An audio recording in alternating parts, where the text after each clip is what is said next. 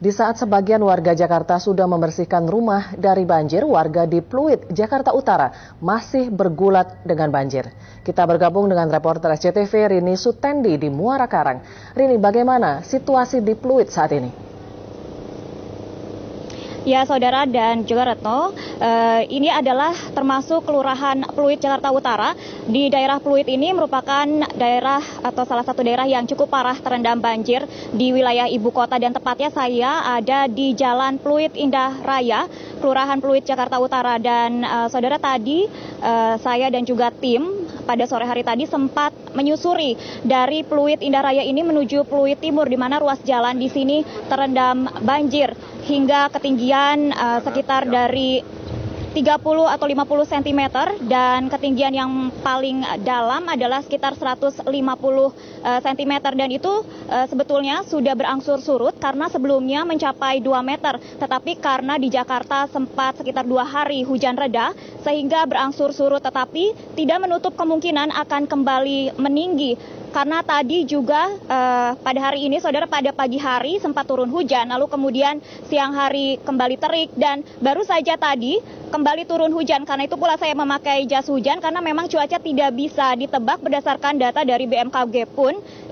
intensitas hujan masih tinggi hingga akhir Januari dan hingga minggu pertama Februari nanti. Dan Saudara, dapat saya informasikan ketika tadi saya dan juga tim liputan menyusuri dari Pluit Indah Raya menuju Pluit Timur sekitar 2 km panjangnya. Di situ terendam banjir dan semakin dalam masuk ke perumahan warga. Memang itu dapat dikatakan memprihatinkan karena terendam hingga sekitar 150 cm. Masih cukup tinggi karena beberapa perumahan pun masih terendam banjir. Begitupun juga ada pusat perbelanjaan, yakni Pluit Village Mall, atau biasa dikenal dengan atau biasa disebut warga dengan Mega Mall. Di situ hingga pelataran parkir dan juga basement masih terendam banjir, sehingga masyarakat juga menggunakan lantai atas mall untuk sebagai tempat pengungsian.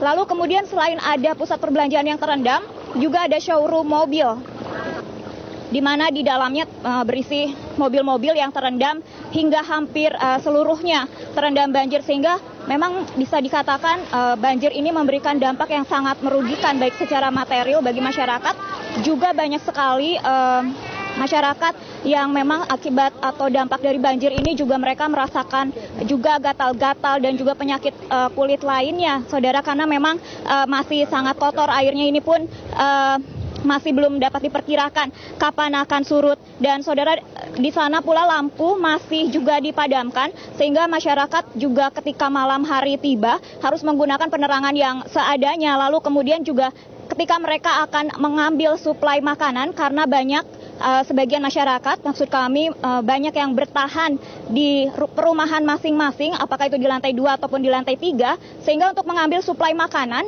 mereka menggunakan perahu karet untuk menuju ke posko bahan logistik atau posko makanan yang ada di dekat perempatan Jalan Muara Karang Raya.